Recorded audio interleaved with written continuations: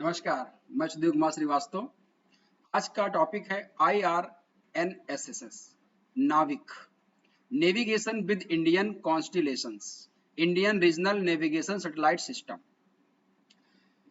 Start करने से पहले कुछ बातें आपको जानना बहुत जरूरी है, तो हम शुरू करते हैं। बात 1998-99 की है। खबर आई कि पाकिस्तान सेना और आतंकियों ने कारगिल में कई जगहों पर अपना कब्जा जमा लिया है।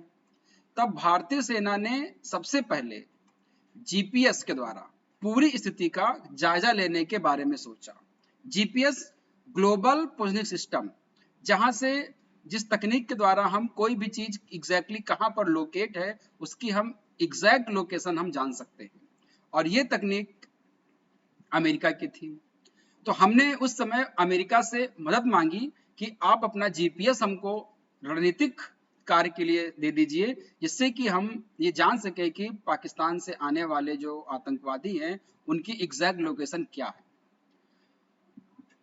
अमेरिका ने मदद देने से मना कर दिया, और अगर उस समय अमेरिका वो तकनीक दे देता तो उससे दो बहुत ही क्रांतिकारी परिणाम होते।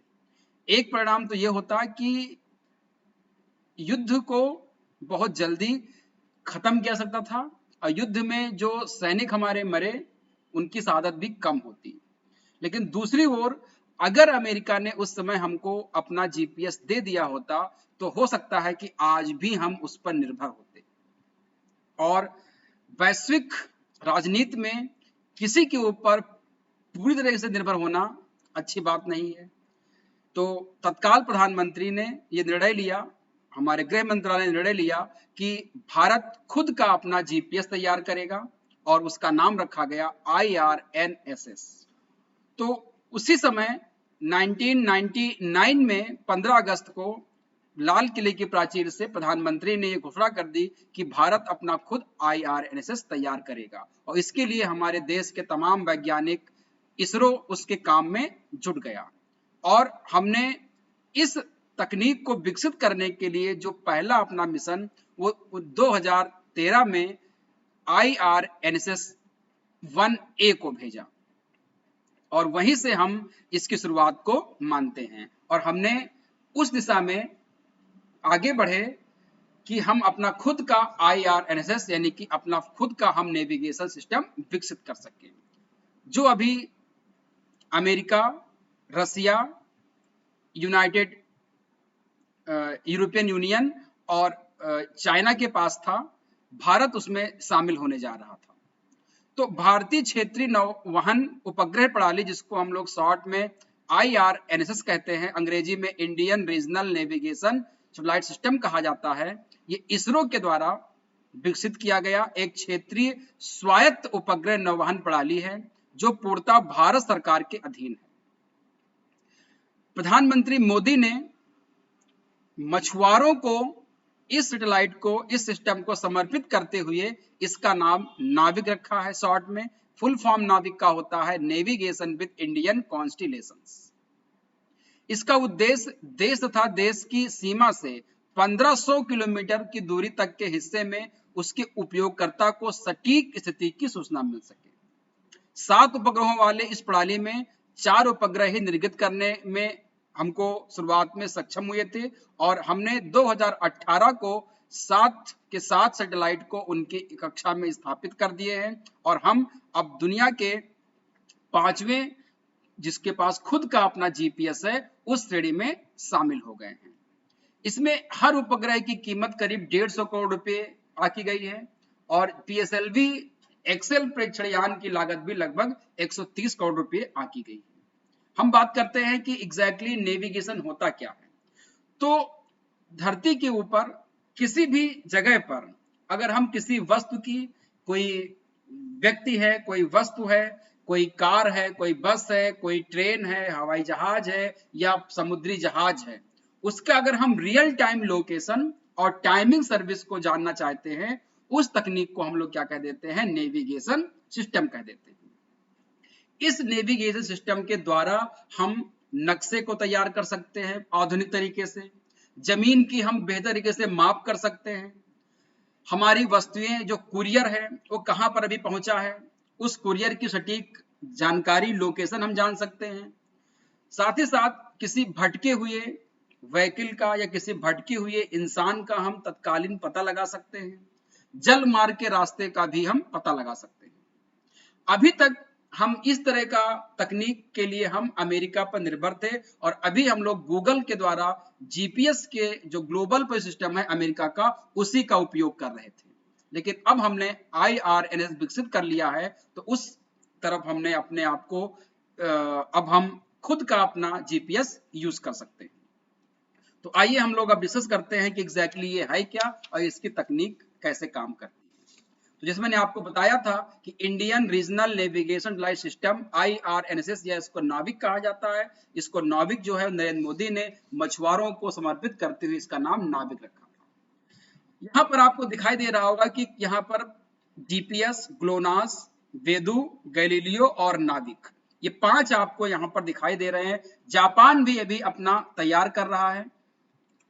तो जीपीएस जो है वो आपको पता है कि 1960 में 1960 में ही अमेरिका ने अपना जीपीएस को पर काम करना शुरू कर दिया था, और उसके जीपीएस में टोटल 33 सैटेलाइट को वहां पर भेज चुका है, और वो ऑपरेशनल है। और ग्लोनास जो है वो रसिया का है।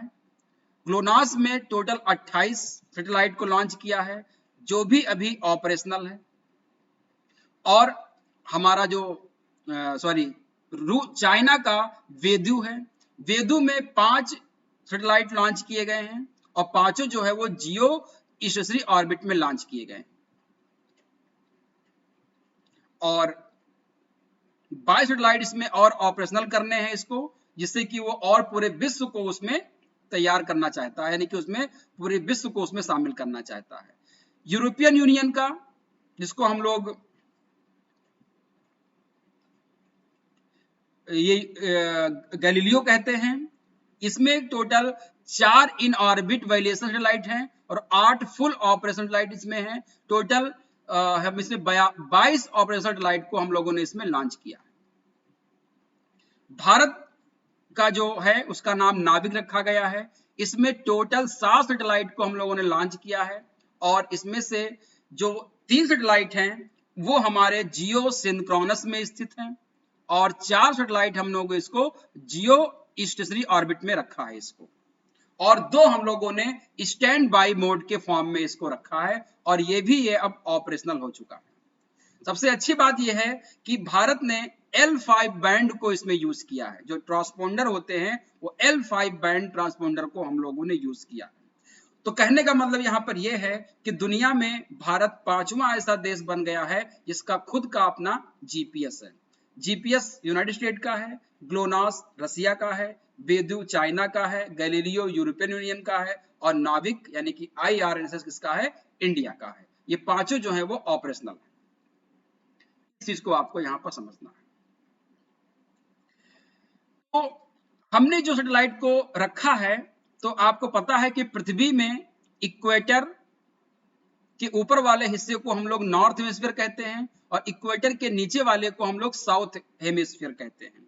हमने सैटेलाइट को इस तरह से लोकेट किया है कि ये 30 डिग्री नॉर्थ से लेकर साउथ से लेकर के 30 डिग्री साउथ से लेकर के इसको हम लोगों ने 50 डिग्री नॉर्थ तक इसको लोकेट करेगा पूरे एरिया को। ये एक काम ये करेगा, और दूसरी काम ये क्या करेगा, इसके लॉन्गिट्यूड की बात करते हैं तो 30 डिग्री ईस्ट से लेकर के 130 डिग्री ईस्ट तक ये लोकेट करेगा।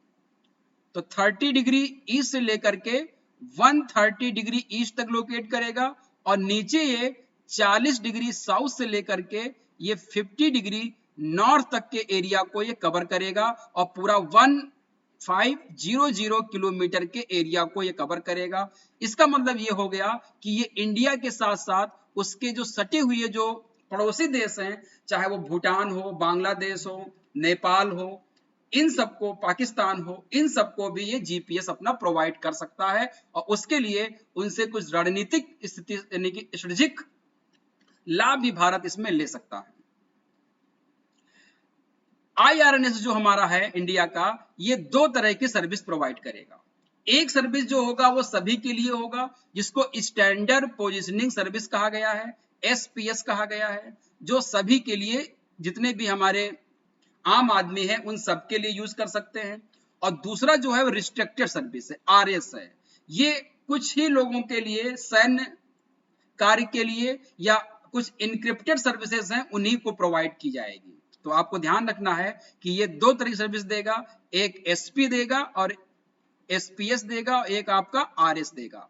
SPS का मतलब क्या है? स्टैंडर्ड पोजीशन सर्विसेज, जो सभी लोगों को होगा, आम लोगों के लिए होगा। और RS का मतलब क्या है? ये रिस्ट्रिक्टेड सर्विस। और सबसे अच्छी बात क्या है कि इसकी जो एक्यूरेसी है वो 20 मीटर के आसपास होगी, जो प्राइमरी सर्विस एरिया के अंतर्गत होगा। तकनीकी रूप से अगर देखा जाए तो अर्थ के ऊपर, धरती के ऊपर कोई भी अगर व्यक्ति खड़ा हुआ है, उसकी अगर पोजीशन लेनी हो तो हमको केवल एक ही सैटेलाइट से उसकी हम जानकारी ले सकते हैं। लेकिन उसमें प्रॉब्लम ये आती है कि वो एग्जैक्ट अगर वो गति करेगा या कहीं मूव कर रहा है तो हम उसको, ये उसकी एग्जैक्ट डिस्टेंस को हम कवर नहीं कर पाते हैं। तो उसके लिए हमको ट्रायंगुलर मैथमेटिकली उसको प्रूव करना होता है। तो नेविगेशन का जो एग्जैक्टली मैथमेटिकल फार्मूला होता है वो ट्रायंगुलेशन होता है। उस ट्रायंगुलेशन में क्या होता है कि हम तीन तरफ से इसको हम क्या करते हैं, सर्कल बनाते हैं, और ये जो जहां पर ये तीनों पॉइंट इसको इंटरसेक्ट करते हैं, आप देख रहे हैं यहां से ये आ रहा है, यहां से ये आ रहा है और ये आ रहा है एग्जैक्टली। इसको अगर आप हटा दें, इस तरह से अगर आप देखें यहां पर कि एक पोजीशन यहां पर आ रहा है, एक यहां पर आ रहा है, और एक ये हम लोग यहां से ले रहे हैं ये। तो अब यहां पर आप देख रहे हैं कि ये जो पोजीशन आपको दिख रही है, तीनों से कट रही है, वो कौन सी यहां पर है? वो ये वाली पोजीशन है। यहां पर ये तीनों एरिया को कवर कर रहा है, तो इस चीज को हम लोग यहां पर कवर कर सकते हैं। तो ये माना जाता है कि एग्जैक्ट ये सैटेलाइट 1 है, ये 2 है, ये 3 है। अगर हम एग्जैक्ट पोजीशन की मान लेना चाहते हैं तो हमको 3 सैटेलाइट की रिक्वायरमेंट होती है। लेकिन अगर हम इसकी हाइट को 3 सैटेलाइट से हम क्या कर सकते हैं, केवल 2D में उसका हम पोजीशन जान सकते हैं। अगर हमको उसको 4D में पोजीशन जाननी है तो उसमें हमको एक चौथा सैटेलाइट भी लगाना होगा। यानी कि किसी भी व्यक्ति की या किसी भी वस्तु की exact real location, real time location और टाइमिंग सर्विस को जानने के लिए हमको 3D में अगर उसको लेना है तो उसके लिए 4 सैटेलाइट की रिक्वायरमेंट होती है। और भारत ने 7 सैटेलाइट को लॉन्च किया है, जिससे कि वो पूरे अर्थ को, पूरे भारत के एरिया को वो कवर कर सके। इसलिए वहां पर 7 सैटेलाइट को लॉन्च किया गया है। 7 में से जो 3 हैं वो आपके लॉन्च किए गए हैं जियो यशस्वी में, और 4 जो है वो जियो सिंक्रोनस में लॉन्च किए गए हैं। जो 4 जियो सिंक्रोनस में लॉन्च किए गए हैं वो एकदम आमने सामने रखे गए हैं, दो दो करके, और बाकी जो 3 है वो अलग पोजीशन में उसको रखे गए हैं। तो इसको ट्रायंगुलर मेथड के नाम से या ट्रायंगुलर फिनोमेना के नाम से इसको जाना जाता है। अब बात आती है कि IRNS के मुख्य काम भारत में क्या क्या होंगे। तो एक तो ये स्थलीय, हवाई और समुद्री जो नेविगेशन है, जो अभी हम लोग गूगल से सर्च करते हैं, अमेरिका का जीपीएस यूज करते हैं, उसकी जगह पर अब IRNS से हम करेंगे। आपकी एग्जैक्ट लोकेशन कहाँ है, आपकी कैब कहाँ पर है, आपका कुरियर कहाँ पर है, आप कहाँ पे खड़े हैं, आपका हवाई जहाज कहाँ पे है, समुद्र में जहाज कहाँ पर है, इन सब की जानकारी आपको अब IRNS से मिलेगी। डिजास्टर मैनेजमेंट में कहीं पर भूकंप आ गया है, बाढ़ आ गई है, उसमें अगर कोई भूकंप में कोई मलबे में दबा हुआ है तो उसकी एग्जैक्ट लोकेशन हम लोग अब IRNS से जान पाएंगे। वाहन ट्रैकिंग और बेड़े प्रबंधन, हम व्हीकल ट्रैकिंग कर सकते हैं, और जो बेड़े होते हैं उनका हम प्रबंधन कर सकते हैं, जहाजी बेड़े का। मोबाइल फोन को हम एक साथ जोड़ने का काम कर सकते हैं इसमें, और सटीक समय की हम जानकारी ले सकते हैं। ट्रेन में बैठे हुए हैं, हमारी ट्रेन जो है वो किस स्टेशन पे कब पहुंचेगी, उसकी सटीक जानकारी हम आपको यहाँ से GPS से लेते हैं। अब हम लोग उसको IRNS से लेना शुरू कर देंगे। साथ ही साथ मैपिंग और जियो डेटिंग डेटा कैप्चर हम कर सकते हैं। हाइकर्स और यात्रियों के लिए जो स्थलीय नेविगेशन सहायता है, अगर कहीं पर मान लीजिए कि ट्रैफिक जाम लगा है तो वो बता देगा वहां पर कि उस एरिया में ट्रैफिक जाम है, आपको नया रास्ता दे देगा कि आप उस रास्ते जल्दी पहुंच जाएंगे। ड्राइवरों के लिए दृश्य और आवाज नेविगेशन देने का काम करेगा। तो ये सारे काम आपके अब IRSS करेगा। इन पॉइंट को आपको ध्यान रखना है। यूपीएससी में प्री में ये क्वेश्चंस इसमें से कोई ऑप्शन दे करके या 5-6 ऑप्शन दे करके आपसे पूछ सकता है कि इनमें से IRSS का कौन सा काम है या इनमें से कौन से काम नहीं है। इनको आपको ध्यान में रखना है। अब बात आती है कि नेविगेशन जो आपका है इसका नाम नाविक रखा गया है। तो नाविक शब्द आया कहां से है? तो नेविगेशन का क्या ले लिया गया है? NAVI ले लिया गया, विद इंडियन का I ले लिया गया और कॉन्स्टिलेशन का C ले लिया गया। तो नाविक का नाम लिया गया तो NAVEI हो गया और I किसका लिया गया? इंडिया का और C, तो ये नाविक नाम रख दिया गया। तो नेविगेशन विद इंडियन कॉन्स्टिलेशन। इसमें ध्यान रखिएगा कि IRNSS 1A सबसे पहले भेजा गया था। इसमें क्या हुआ, कुछ टेक्निकल प्रॉब्लम आ गई थी 1A में। इसमें जो आपका रेडियो जो आपका जो यूरेनियम का जो क्लॉक होती है ना, एटॉमिक क्लॉक जो होती है, जो परमाणु घड़ी होती है, वो खराब हो गई थी। तो ये 1 काम करना बंद कर दिया था, तो उसकी जगह पर जो है IRNSS H भेजा गया था। तो H किसकी जगह पे काम कर रहा है? A1A की जगह पे काम कर रहा है। फिर B भेजा गया, फिर C भेजा गया, फिर D भेजा गया, फिर E भेजा गया, फिर F भेजा गया, फिर G भेजा गया, फिर G जो है वो असफल हो गया। G असफल हो गया यानी कि ये फेल हो गया। तो इसकी जगह पर फिर क्या भेजा गया? आपका I भेजा गया, I 1I। तो आप देख पा रहे हैं यहाँ पर 1 2 3 4 5 6 और ये 7 I। जैसे ही हमने 2018 में I को भेजा इसकी जगह पर, तो अब ये हमारा GPS काम करना शुरू कर दिया। तो एग्जैक्टली हमने भेजे तो 9 सैटेलाइट हैं। कौन कौन से? 1A 1B 1C 1D 1E 1EF G H और I। G फेल हो गया, उसके जगह पे हमने I भेजा, और A फेल हो गया था, उसके जगह पे हमने क्या भेजा? H भेजा। तो कुल 7 सैटेलाइट अभी फंक्शनिंग में हैं, जिनमें 3 हमारे जियो स्टेशनरी में हैं और 4 हमारे कहां पर हैं? जियो सिंक्रोनस में हैं। ये सभी हमारे जो है वो 36,786 किलोमीटर की ऊंचाई पर स्थित हैं, जो पृथ्वी के चारों तरफ जो है 23 घंटे 56 मिनट में, यानी कि पृथ्वी के जो रिवोल्यूशन टाइम है, रोटेशन टाइम है, उतने समय में ये अपने आप को रोटेट करते हैं। और ये 1500 किलोमीटर एरिया को पूरा कवर करेंगे, यानी कि भारत के साथ साथ उसके नेबर्स को भी ये कवर करने का काम करेंगे। इनको आपको ध्यान में रखना है, इस चीज को आपको यहाँ पर ध्यान रखना है। इन सभी सैटेलाइट को हम लोगों ने PSLV के द्वारा भेजा गया है, ये ध्यान रखिएगा। सभी को हमने PSLV से भेजा गया है। पहला जो भेजा गया था वो PSLV C-22 से जुलाई 2013 में भेजा गया था।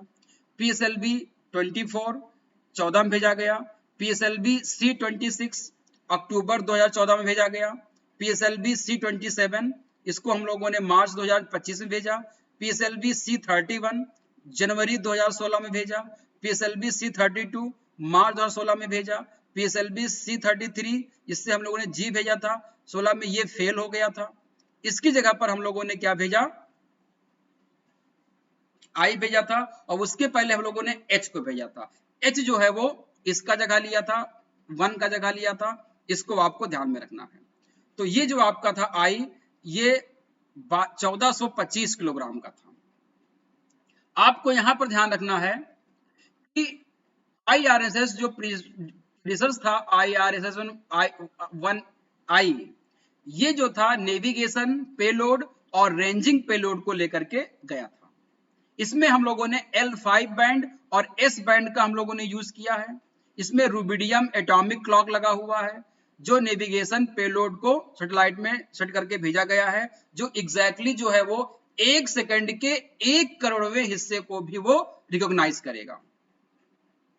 और IRSS 1I जो है वो C बैंड ट्रांसपोंडर लगाए गए हैं, जो एक्यूरेट डिटरमिनेशन करेंगे, हमारे सैटेलाइट की फैसिलिटेट करेंगे। इस चीज को ध्यान रखना है। और इसमें कॉर्नर क्यूब रेट्रो रिफ्लेक्टर लगाए गए हैं लेजर रेंजिंग के लिए, इस चीज को ध्यान रखिएगा।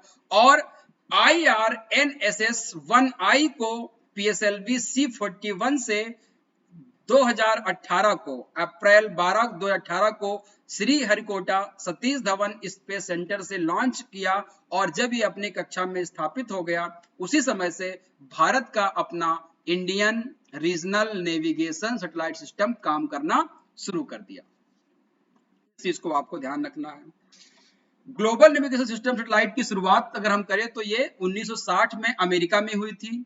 शुरुआत में अमेरिका सिर्फ अपने सेना के लिए ही इसको खुला रखा था। 27 अप्रैल 1995 को सबसे पहली बार अमेरिका ने इसे आम लोगों के लिए खोला था और उसके बाद से ये पूरे विश्व में जीपीएस काम कर रहा था। अब हमारा Indian regional navy satellite Bharat के लिए और हमारे जो पड़ोसी देशों के लिए काम करेगा। ये एक कूटनीतिक लाभ भी हमको देगा, हमारे पड़ोसियों के साथ बेहतर संबंध भी काम तो करेगा, बल्कि एक और तरीके से हम इससे आर्थिक लाभ भी प्राप्त कर सकते हैं। हम अपने पड़ोसी देशियों को सही लोकेशन देने के लिए उनसे आर्थिक लाभ भी प्राप्त कर सकते हैं। आईएनएस के मुख्य रूप से 3 उपयोग हैं जो आपको ध्यान में रखने चाहिए। एक नागरिक उपयोग है, एक सैन्य उपयोग है, एक व्यावसायिक उपयोग है और रणनीतिक रूप से भी स्ट्रेटेजिक रूप से भी इसका उपयोग है, क्योंकि हम ये मानते हैं कि अंतरराष्ट्रीय राजनीति में न तो कोई किसी का मित्र होता है, न ही कोई किसी का शत्रु होता है। कल को अगर अमेरिका अपना जीपीएस हमको देने से मना कर देता है, गूगल अपना एक नॉर्म बना लेता है कि अब वो किसी भी देश को अपना जीपीएस नहीं देगा, वो उसके देश के हित में नहीं है, प्राइवेसी में नहीं है, उस समय हमारा देश एकदम ठगा सा महसूस करेगा, हमारे नागरिक उस सेवा से वंचित हो जाएंगे और बहुत अधिक हमारा नुकसान हो सकता है। इसलिए हमको इसके लिए तैयार रहना था और हमने इसमें पूरी मेहनत की और आज हम विश्व के उन 5 देशों में शामिल हैं जिनके पास अपना खुद का जीपीएस सिस्टम है। आज के लिए इतना ही। आपको अगर कोई प्रश्न पूछना हो तो आप कमेंट बॉक्स में डाल सकते हैं, उसका आपको आंसर मिल जाएगा। और इस चैनल को लाइक करें और ज़्यादा सब्सक्राइब करें और इसको लिंक को ज़्यादा शेयर करें। Thank you.